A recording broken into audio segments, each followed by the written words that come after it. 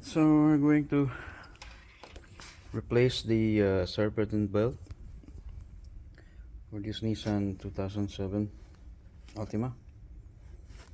So it's a little bit cramped in there, tight, but there's a extension pulley there that we have to pull. Okay, so first you're gonna need this kind of tool.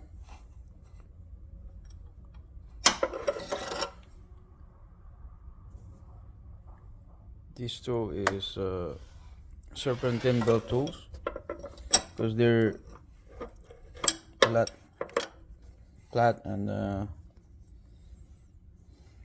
you actually fit there very nicely.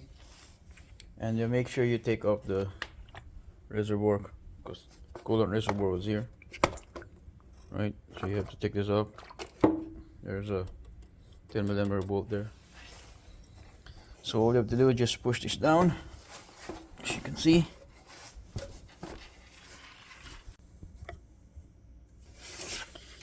So all you have to do is just push this down, right? And then kind of slip the belt like that.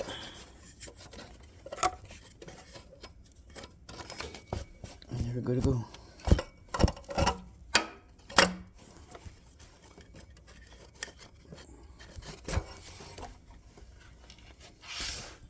So that's it, the bolt is off. So you see, that's how bad the belt is. When you compress it like this, I mean, come on, that's obvious, right? You gotta replace it. Always compare the new belt to the old one. So especially the size, when you step on it, right? That's about right. So yeah. So now the rerouting the new belt here. Okay, so you kind of put the belt in, right? And you kind of slip into this pulley here, onto this pulley, slip it in, and then yeah, while you're pushing the pulley out. Alright, so here it is.